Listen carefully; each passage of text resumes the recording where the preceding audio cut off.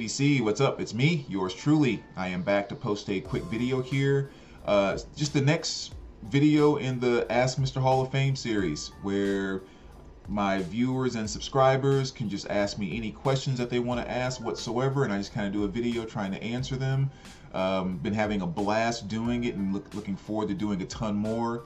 Again, any questions you have, please do not leave them on this video. I'm trying to consolidate them all to one video. So go to the link down below and just click on that. You don't even have to watch the video. Just leave any questions you have right there. What's your favorite song by this band, to very, very quirky things, to everything in between, to collecting habit. Like, I don't care. Just anything that you'd be curious about, go to that video down below, leave it there. I'm trying to put them all on that video, so after I answer them, I can put a heart by that comment and easily keep track of what I've answered and all the questions I still need to get to. So I'd appreciate it. And as many questions as you have, we're not limited to one or whatever else, just shoot. So let's kind of jump right into it. Again, I'm trying to limit myself to 15 or 16 minutes or so with these, so I'm not rambling too long. And the first one today is going to be by Melinda Murphy. And you guys know Melinda here in the VC. Great VCer, awesome, amazing album collection. Like, especially what she's done in like the past couple of years with the stuff that she's brought in her collection. It's just freaking phenomenal. Melinda says, hey, I would love to know what your favorite box sets are, the ones you've purchased and ones you've created. Thank you and Merry Christmas. And Merry Christmas to you too, Em. Yeah, as far as favorite box sets go, there's a few that are my favorite for different reasons, so I thought I would kind of maybe share like 4 that are my favorites and the reasons why. As far as just overall box set, you know, quality, the albums you get in it, just the overall everything, my favorites without question are going to be the David Bowie box sets. Those things are absolutely phenomenal. Like, every single one, you're never disappointed. Great pressings. Of course, the album selections are amazing. I really love the fact that they kind of do them all the exact same way to keep it kind of one overall cohesive collection. The booklets are the same, the boxes are the same, and all of that. I think that's just absolutely fantastic. And that's the one thing that, like, months and months every year before it comes out, I'm just like drooling, just waiting for it to come out. And it's like, no question, as soon as the day it's released, I need my copy. So love those to death. If I'm thinking about like what's my favorite, one of my favorite box sets, just in terms of the amount of stuff that I got, or the albums that I got just in one set, because obviously with the Bowie you got to get multiple sets to get the various albums. But I think just like the all-in-one package, my favorite set that I've got has probably been the Vinyl Conflict by Slayer. Especially at the time that I got this, because it was not easy getting your hands on Slayer stuff.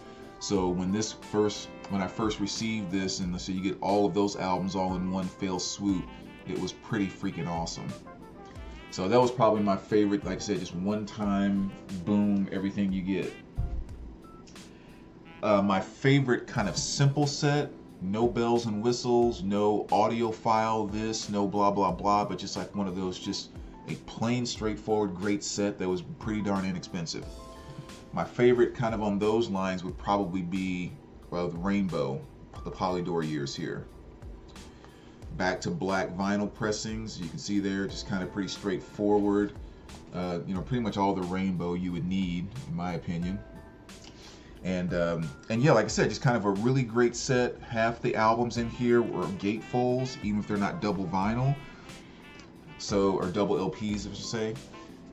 But yeah, you know, they didn't make it just like the skinniest thing in the world and try to pack it into a little box. They kind of gave it room to breathe and just made it kind of nice. So even the box, like I said, it's just not too tight around the records. They left plenty of room, slide in nice and easy, and fantastic set. So from a simple set standpoint, definitely my favorite.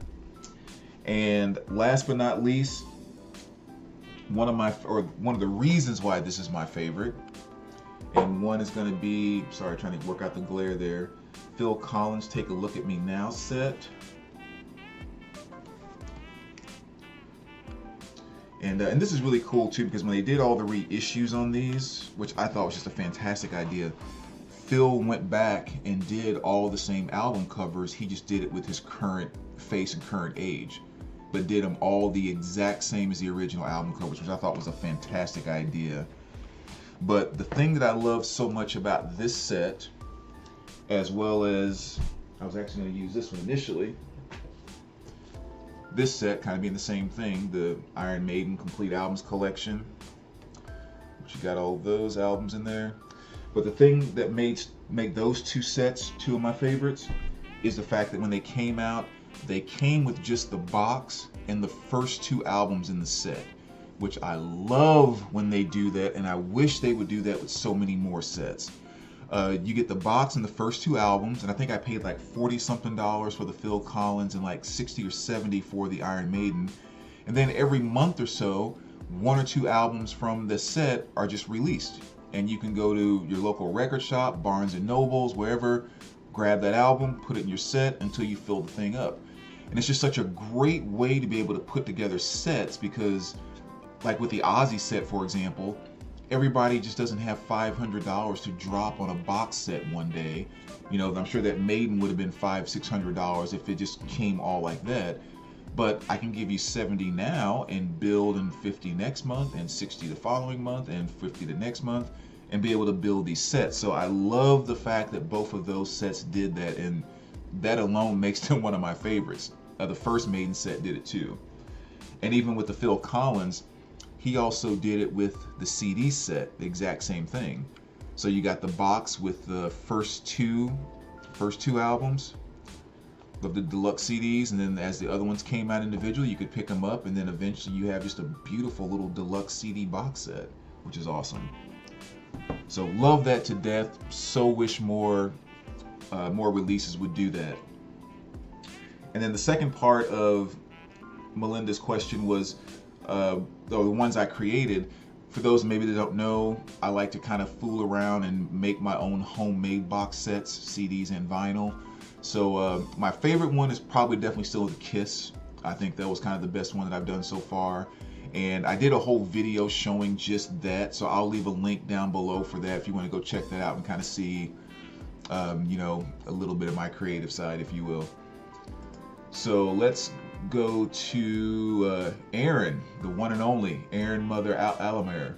One of the coolest guys in the VC, one of just kind of the nicest, most positive vibe type guys in the VC. You know, just awesome dude, and so glad I've gotten a chance to know him. But Aaron says, "Hi Brandon, my question is about organization. Personally, I organize all of my albums alphabetically by artist and last name. I've tried to do it by genre, but it never works for me. How do you successfully separate by genre when there's so much gray area? For example, if done by subgenre, if done by subgenre, there would be dozens in just hard rock and metal alone. So many bands have albums that are different genres and crossover. I feel it's nearly impossible." I've had this conversation a number of times actually, so that's definitely a good question that I've actually put some thought into. And I jotted down a couple of notes. I want to make sure I didn't forget anything here. I think first of all, when it comes to putting everything in genres and stuff like that, the two most important things, period, with any organization to me is, can you find exactly what you're looking for when you go to look for it? And with the way your collection is set up, do you enjoy your interaction with it? Okay, so those are the only two things that really matter to me personally. And actually, I need the genres in order to really enjoy my collection that way. So as far as finding stuff, I have a simple 7-second rule, and that is, you can come in my music room any point in time, ask me to pull out an album, if I have it of course. I will be able to find that album and have it in my hands within 7 seconds. That's my rule. So and then of course enjoying the experience. I mean, I'll kind of talk about that a little bit here in a second. But I think the number one thing with figuring out how to do the genre thing is not to overthink it, and don't do it like you're trying to write a book or a guide that you're going to hand out to people so that they know what goes in what genre. Like, that shouldn't be in my opinion, that shouldn't be the way that you go about doing your genres. It should strictly be done about, when I say this band, this album, I immediately think about it would be here.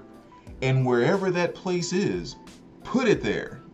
Screw what anybody else says about this album should be in this genre, this album should be in that genre, this album should be here with this kind of crosses. No, screw it. Where's the first place you think about it should be or would be when you say, I want to listen to this? Boom. That's where it goes. So, that's why I would say, like, don't overthink it. Number two, don't feel like you have to do everything all at once. In other words, there's a gazillion different metal genres, especially these days, right? Just because you say you're going to break your metal down into genres does not mean you have to automatically break it into every single genre that's known to man or that you even have. So maybe I have a chunk of metal and I might say it's just metal. Okay, well now I'm starting to build. I think what I want to do is take glam out and have glam and then all of the rest of metal. Well, now I'm starting to do this. Now I want glam, thrash, and the rest of metal. So now, black metal, death metal, everything is all together because I don't have to separate those out if I don't want to. But I wanted to separate out thrash. I wanted to separate out glam. Or vice versa. I only want to separate out black metal and death metal. All the other metal stays together. Glam, thrash, blah, blah, blah. Whatever works that makes you feel comfortable with your collection, in my opinion, that's what you do. So don't get too rule oriented or act like you're making a journal that you have to give everyone to let them know exactly how to separate genres or how many. Now, when it comes to the other part you asked about, like crossovers and things like that, really kind of on the same page. I put an album or a group where I feel it, period. And one of the examples that really jumps out to that for me is The Church, one of my favorite bands, right? They've been around for the 80s, 90s, 2000s. They've been putting out albums the whole time. And The Church to me is 80s new wave. And so even though my collection is divided up into 80s, 90s, and all that type of stuff, all of my Church goes into 80s new wave. So 90s the Church albums are in 80s new wave, because no matter what album I talk about by the Church, I think 80s new wave. That's where they sit right here with me. So every single one of their albums is in 80s new wave. But then you take me to Bruce Springsteen, have a bunch of his albums too. Bruce doesn't sit in one category for me. So even though all of Church, no matter what year is in one section, my Bruce is over in 70s, 80s, 90s, and 2000s. So he's separated out because I feel him differently. I don't feel differently throughout the Church. Any rhyme or reason, nothing beyond that. When you say, Western Stars, I'm going to the 90s, 2000s sections. When you say the Church, I'm automatically going to the new wave. So that's kind of how I approach that piece. And for me, when I talked about enjoying the experience earlier, I'm getting a little long-winded here, but it's kind of a fun thing to talk about. Like, the idea of putting my entire collection in just A through Z would drive me batshit crazy, without question, because that's not how I listen to music. When I listen to music, it'll tend to be something more like I'm watching TV and a commercial comes on and a Sam Cooke song is on there, and it just makes me think of like how awesome that 60s soul is and that type of thing. And then now I want to go listen to 60s soul. So I'm not going to think about a specific artist I want to go listen to. I'm going to my 60s, 70s R&B, and I'm just playing something while I'm flipping. And I'll stay in that section for maybe a day or two. I won't even go anywhere else. And so that's why genres really, really flow more with the way I typically listen to music, because rarely do I go to the shelf to pull out a specific artist. I almost always go and dig in a genre, in a decade, in whatever. That's typically how I listen. And the idea of like my collection having like a Cinderella next to a Coltrane, next to a Canned Heat, next to a Mark Cohen or something like that, and like Black Sabbath not too far away, like, oh, that would drive me absolutely crazy.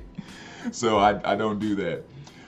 One cool idea, which I would never have the guts to do, but someone mentioned this years and years ago, They were like, your collection is so diverse and you have so many different things from so many different times and genres and everything else. It would be amazing if you put your collection like down to the month, just chronologically from start to finish. And they were like, because in essence what it would be, it'd be like kind of like the history of music just laid out like in, and I was like, that would be kind of cool. But talk about batshit crazy. There's no way. But so anyway, my long ramble about kind of my opinion in terms of how I approach all that organizing and genre stuff. So we're already at 15. Let's see if maybe I can squeak in 2 quick ones here. We won't go too long. Dummy Tree asks, "Hey Mr. Hall of Fame, I really enjoy your post, and as you know, I love how diverse your musical taste is." Thank you very much. I really appreciate that. Being French, I wonder, do you have any French music? No, I don't. I really don't know anything there for the most part, so that's maybe someplace you can introduce me to a few things. Also, do you have any interest in bootleg recordings, and if so, which artists? I've been collecting like 17 years or so, and I've never really gotten into bootleg anything. Up until this past year. I bought a couple by accident years ago, which I thought were studio albums, but other than that, not until this year when some of the really kind of the nice bootlegs, or unofficials I should say, have been coming out that sound great and have been of those albums that have just been so hard to find, like a lot of Tool stuff, Megadeth Cryptic Writings, Marilyn Manson, Lest We Forget, like the greatest hits. Just some of those albums that unless you spent hundreds and hundreds of dollars, you couldn't get one. And these great sounding, great looking bootlegs have been coming out. I've been getting some of those this past year, about 12 or 14 for the first time ever. But as far as like, oh yeah, that this is a copy of Led Zeppelin at the Forum 1976 live record, like that type of stuff, I've never really had any interest in that type of thing at all. I'm not a big live album fan anyway, so any bootlegs that or unofficials I would lean towards are probably going to be just like hard to get or never released studio albums, mainly falling from like the 90s type of time frame. And I'll go ahead and do one more question here since I rambled so long about the organization. Sean Bowden. Hello, if you could go back in time 3 times, which 3 records would you pick up on the day they were released? And have you made any custom items like the Linda Ronstadt box set? Similar to the Kiss I was just talking about with Melinda. Yes, I have made one new set. It's almost done. It'll probably be done this week, so I'll share it. It's a Van Halen box set, which I think turned out pretty cool. So I'll share that one, but that's probably the newest one that I've made. And as far as 3 albums that I could go back in time and actually get on the day they were released. And again, I took out value out of the picture, so I'm not thinking about going back for value. I mean, otherwise, we'd be going back and getting like that rare psych stuff and like Fraction and stuff like that. But this is just strictly cool things that would love to say I have an original pressing I got the day it was released. One on that list would definitely be John Coltrane's Love Supreme. And actually, even now, an OG Grail is still one of my, absolute desired albums by Coltrane. Would love to get a copy of that in great condition. But at 1965, it'd be awesome to have a original pressing that came out that day. And even though I'm not a gigantic fan of the Beatles, on a scale of 1 to 5 between, hating them at 1 and Beatles Mania at 10, I really am about a 4.5 or 5 on the Beatles. Respect the hell out of them for being the biggest thing that ever happened to rock and roll. But just musically, just one more band for me. But heck yeah, it'd be awesome to have like a First State Butcher cover that came out the very first day that you grabbed before they got sucked back out and pasted over. So that would be pretty freaking awesome. Not just a Butcher cover, but to be able to actually say the one you went and grabbed that day would be very cool. And last but not least, Motley Crue's Too Fast for Love. Would love to have one of the original leather pressings of this. Those are very hard to find, and that'd be, again, just really cool to have an original of that you bought the day it was released. So again, kind of taking value off the table there. Even though each of those would be worth hundreds if you had, all those, but still. So there you go, VC. There's another Ask Mr. Hall of Fame session. Thank you again for putting the questions out there. I'm like so enjoying doing this with you guys. And again, go to the link and let me know what else you'd like to know. All right. Take care, VC.